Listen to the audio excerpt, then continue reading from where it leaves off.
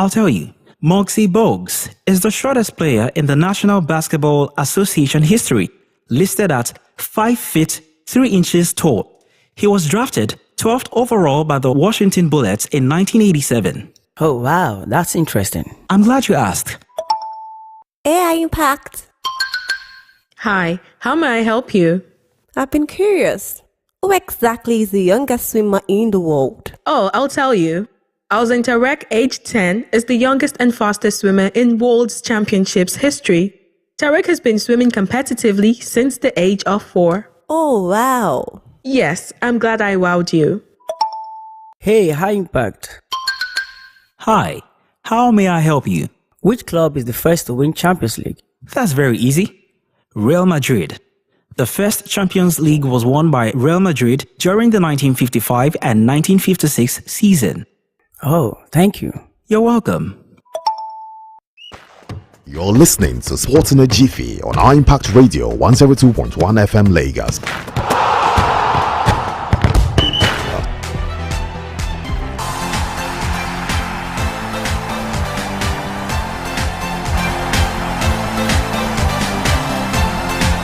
Beautiful Wednesday morning right here in the industrial city of Lagos. Of course, juicy stories on the breakfast menu for you today, and we'll start with talks coming through from the home front as the Flamingos are now through to the quarterfinals of the ongoing Under-17 Women's World Cup in Dominican Republic, making a record attendance in the history of the country's football, setting the record at 13,355 persons in attendance to watch the game overnight. Also talk about them setting up the tie with familiar foe United States of America, who came second in their own group, and they will be facing off in the quarterfinals. They might just be Spain waiting in the works, but of course we'll see how this one ends, because the last time we met USA at this level of the competition, and then Flamingos went through a 4-3 on penalties. That was last time in India. Also talk about the age grade football, the under-20 boys, as well, who have a decision-making match to go through today against Ivory Coast, while we also wait for the decision of the football governing body in Africa. That's talking about Confederation of African Football.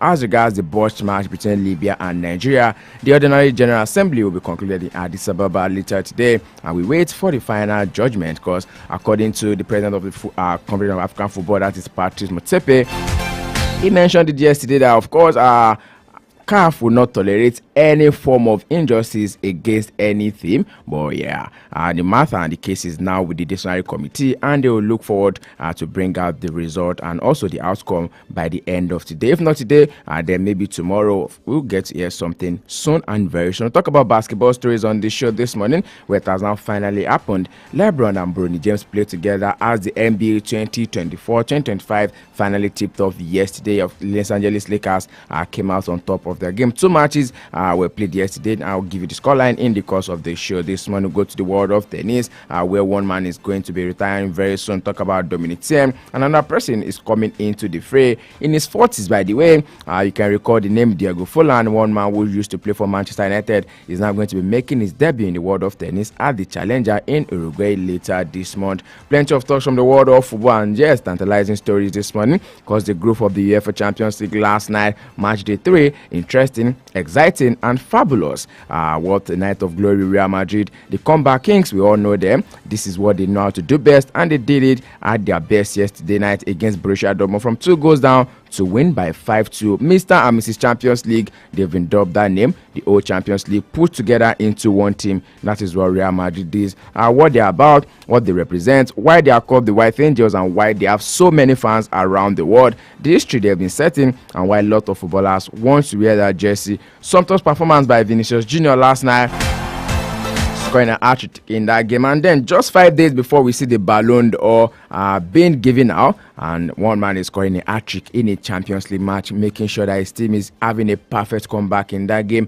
We look into all the matches that were played yesterday night as well. Also talk about Aston Villa, who have now played 3 matches, and they've had 3 clean sheets. Unai Emery topping the pack when it comes to the Champions League this season, and one man that his name is on everyone's lips now is John Duran. The impact is having once again, after being substituted last night, it was of course, furious because that was his first start in 11 months. And the person he's getting stopped up for is now he now has 2 goals more than him. That's talking about Oli Watkins. A lot of talks on this show this morning, and I'm welcoming to Sports in a Jiffy, your most exciting breakfast show on Empire Radio 102.1 FM 72 in bits and in pieces. All of the top stories that are currently making the rounds in the ever exciting, ever dynamic, and sometimes controversial world of sports. Such a man that I can keep track of this update and more by following us across all social media platforms. We're live on our Facebook fan page at Impact Radio 102.1 FM. You can join us on YouTube at Impact 102.1 FM. Go on there, subscribe to that channel, turn on post notifications so you can be the first to know whenever we go live. We're also live on our X, that is someone on Twitter, at Impact 102.1 FM. To the switch of the back of the net right now, let's get the show on the road, and we'll start with us coming through from the home front. Just like I mentioned earlier on the show this morning, we'll talk about the Flamingos, who are now through to the quarterfinals of the Under-17 Women's World Cup, currently on the way in Dominican Republic. The host country, Dominican Republic, were pipped last night, and we are now setting up a date with USA. The goals coming through from Shakirat Mahmoud in the 89th minute from 24 yards, and Nigeria all 3 points against the Iraq Dominican Republic side in the 2 teams final match of Group A at the FIFA Under-17 Women's World Cup yesterday. You can call it early this morning, by the way, and the win ensured that Nigeria will now bow to USA in the quarterfinals on Saturday. Playing for the first time in Santo Domingo, the brainstorming Nigerians found the going tough under the driving rain against the determined host nation and could not make an overwhelming ball possession until Moshood, and now with 4 goals, unleashed a rocket from outside the box. Coach Bankole Olowokere, however, made 3 changes to the starting lineup, bringing in Rokibat Aziz Blessing Leaf Tuesday and also Ramon Talai Karim in place of Oyedikachi Ekeze, Peace Effiong, and Amoni Chidi. Amoni Chidi, though, maybe not just the tournament for her, because don't forget that during the qualifiers, she scored the highest number of goals, Ghana a couple of over 12 goals in the qualifiers, but since the start of the tournament right now, she's only been able to get just 1 goal. That is what happens sometimes, and we are not going to blame her for it. Away from that right now, let's go straight, still talking about female football on the show this morning. You know, whatever your agenda is, I've got you on my agenda, and I will talk about the Super Falcons, where the camp of Nigeria Super Falcons is currently bubbling as all the invited players for the international friendly against Algeria have arrived at the team's camp. Interim coach of the team, Justin Magudu, last week invited 26 players for the double-header friendly against the North Americans, and all the invited players, including the 6 foreign-based players, arrived at the team's camp in Lagos. There was a heavy downpour yesterday in Lagos, understandably, which made it very hard for the team to get into their training session. But then they had to go back to their hotel and have a couple of fitness training in the gym. Hopefully, they get to have their first official training together this afternoon, or maybe this morning, as the case may be.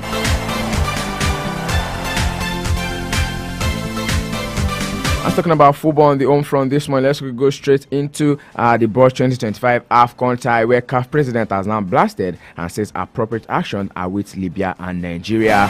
CAF president Pati Mosepe has blasted African nations and clubs to take the habit of making visiting teams go through hell for failing to provide adequate transportation, accommodation, or training facilities, but says appropriate action will be taken.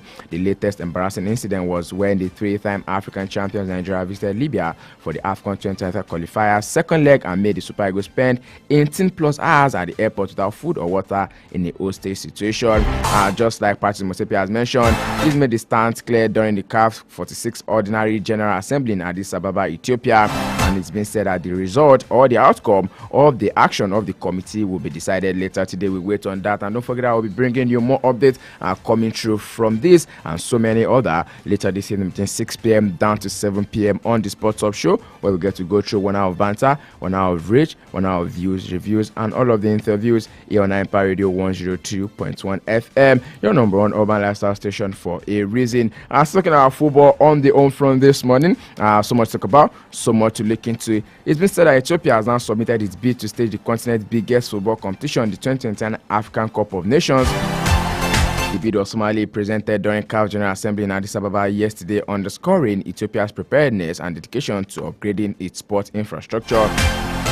While Morocco is slated to host the AFCON 2025, the host for 2027 has been temporarily awarded to Uganda, Tanzania, and Kenya. So possibly might just be Ethiopia hosting the AFCON in 2029.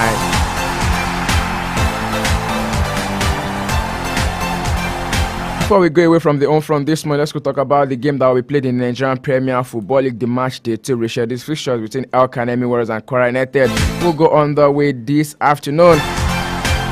Right there in Borno, Maiduguri, where Academy Warriors will be hosting Kwara United. Academy Warriors, for sure, are one of the teams that are still currently unbeaten in the league this season. They've played 8 matches, or played 7 matches. It's going to be an 8th match, and then they've not lost a game, though they've only won 1 of the 7 matches they've played.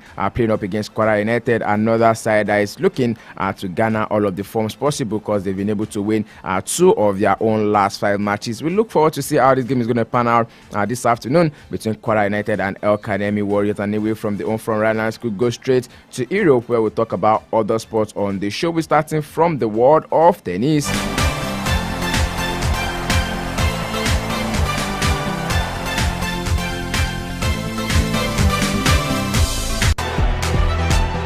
I let you mention at the start of the show this one, that former US Open champion Dominic Thiem says it's urged to retire from tennis at the age of 31, but he believes it is the right decision.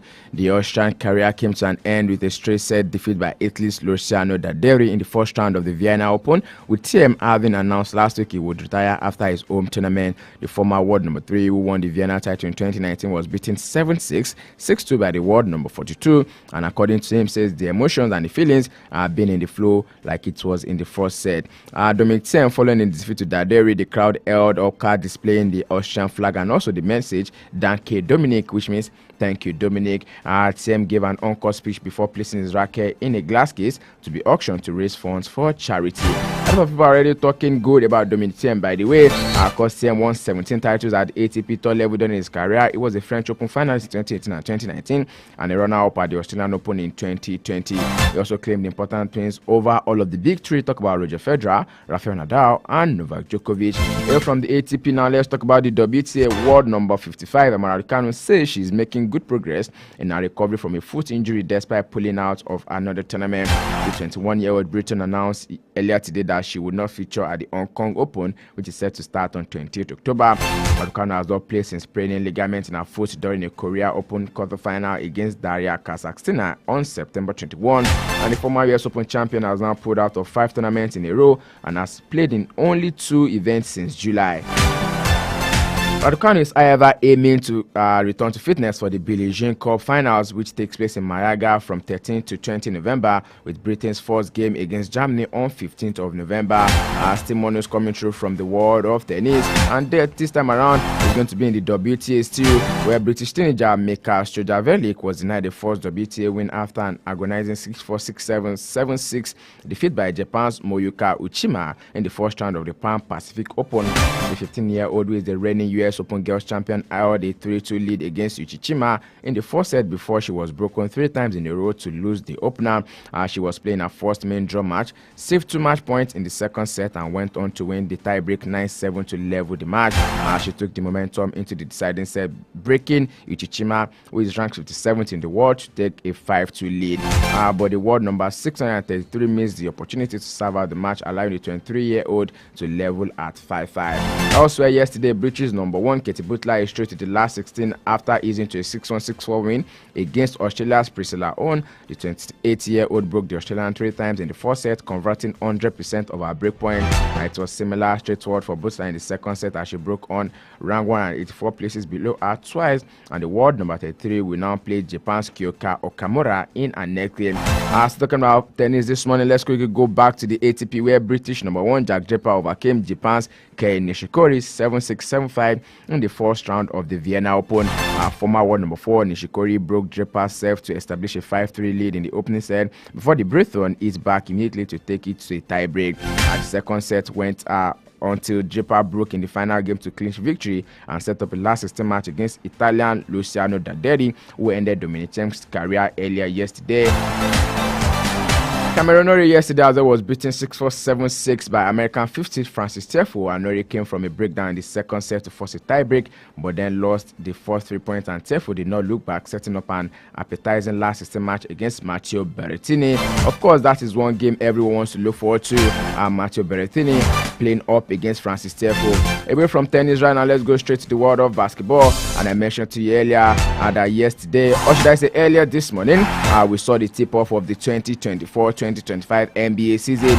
2 matches went down, and one of them was the one that was between Los Angeles Lakers, where the team is now making history. LeBron James and his son Bronny made history after they became the first father-son duo to share the court in an NBA game during the win against Minnesota Timberwolves. The much anticipated match came 4 minutes left for the first half of the Lakers' 1-1-0 victory when the duo were introduced by coach JJ Redick.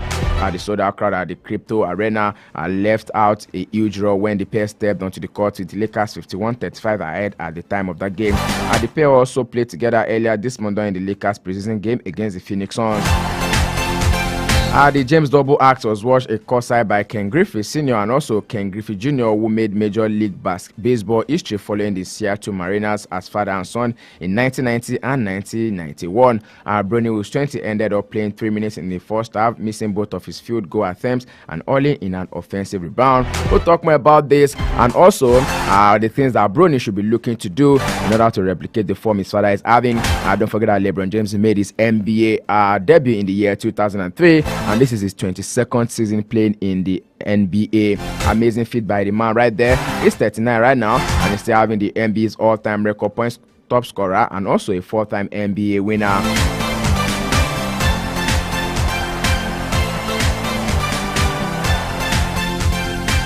Away from that right now, let's go skedaddle to the world of football. So many stories to talk about, so much to look into. But first off, let's start with us coming through from Arsenal. Not too good for them at this point in time. They played against Shakhtar Donetsk yesterday, and also another man is down injured. For every match Arsenal plays these days, they just have to go away with one man injured. If a man is not injured, then you can believe me that one man is going to be getting a red card. That is the tale of Arsenal in the last couple of days. Not playing like champions, if you ask me. However, Arsenal manager Mikel Arteta says the injury suffered by defender Riccardo Calafiori during the 1-0 win against Shakhtar Donetsk is a bit of a worry for him. The Italian, don't forget, he joined from Bologna in the summer for a deal that is up to £42 million went off in the second half of yesterday's Champions League game against seemingly twisting his right knee. Arsenal already without key attacking players like Martin Odegaard and Bukayo Saka, while defender Jerry Timber is also out injured. The Gunners, who are third in the Premier League, will be facing league leaders Liverpool at Emirates on Sunday. A big test for Arsenal and also their manager. Let's see how Best is able to trick things to go through for him this time around. And away from that right now, still talking about Champions League match, and we'll talk about the extraordinary Vinicius Jr., who is on the course of winning his Ballon d'Or. Minutes after Real Madrid fans were singing for Vinicius Jr. to win the Ballon d'Or yesterday, the Brazil forward insisted he wanted to stay at the club forever. Vinicius Jr. scored a sensational hat-trick against Borussia Dortmund in the Champions League on yesterday and helped his side come from 2-0 down to win 5-2 at the Santiago Bernabeu. Football, most times you can liken it to be a movie night, because why not? Imagine a team being 2 goals down at 60 minutes and then you come back from 2 goals down to win 5-2 before the clock of 90 minutes. He could not have timed this treble better with the Ballon d'Or, widely regarded as football's most prestigious individual trophy, awarded on Monday, 28th October. By next week, Monday, of course, we'll know who is going to be winning the Ballon d'Or. It's still being said that it's very much open right now because it's between the likes of Vinicius Jr., Rodri, the guy that plays for Manchester City, because a lot of guys believes the fact that he was able to do something with Spain is definitely in the course to win it, and also having a stellar campaign with Manchester City last season as well. But for Vinicius Jr., don't forget that Brazil did not really play that way at the Copa America. They didn't even make it to the quarter-final stage of the Copa America, and the last couple of matches for his national team has not been up to par. So anything that is making Vinicius Jr. to get the Ballon d'Or right now will just be from his sheer brilliance and also his instinct and the kind of play he's been able to give to Real Madrid. After the match yesterday, the Real Madrid manager Carlo Ancelotti called Vinicius Jr. an extraordinary character and insisted he will win the Ballon d'Or based off his performances from last season. Away from that talk right now, still plenty of talk, so much to talk about, so much to look into. For Nigerian players yesterday, a couple, let's say 5 of them were in Champions League actions, but one man got on the better of the other one. Yesterday, AC Milan played against Club Brugge. And in that game, one Nigeria had to get red carded, and that's talking about Rafael Yedika. However, another Nigerian player that is talking about Samuel Chukwueze had an assist for his team. Talk about double blow for Belgian Jupiler Pro League side Club Brugge yesterday as they suffered a defeat to AC Milan. Also lost on key players Rafael Onyedika. Brugge played away to 7-time European champions who are yet to secure any points in this year's Champions League.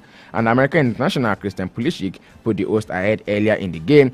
Super Eagles midfielder Onyedika came into focus when he came in far too late in attack on Tijani Rangers. After a VR review, it resulted in straight red card. Kariana Sabe equalized for Brugge in the 21st minute before Rangers scored twice to end Milan a 3-1 win. And also, like I mentioned, Samuel Chukwueze also got an assist in that game. Another story is coming through from the Champions League before we're going to talk about all of the other matches that will be played later today. Yesterday, thanks to 8-time French champions Nantes and Rennes, whose academy has produced Francis stars like Eduardo Camavinga and also Ousmane Dembele. One thing that people are talking about right now is the Brest. Brest will be later today will be playing against Bayer 04 Leverkusen. Another theme to look forward to in the Champions League. Though for Bayer Leverkusen, it has been said that Nigerians Victor Boniface will not be in action. Don't forget that after the game against Eintracht Frankfurt during the weekend, he got into a minor car accident, which is going to rule him out of this game just as precautionary measures. Going through all of the scoreline of the matches that will be going that went down yesterday. I already mentioned a couple of them to you. But then Monaco were 5-1 winners over Red Star Belgrade.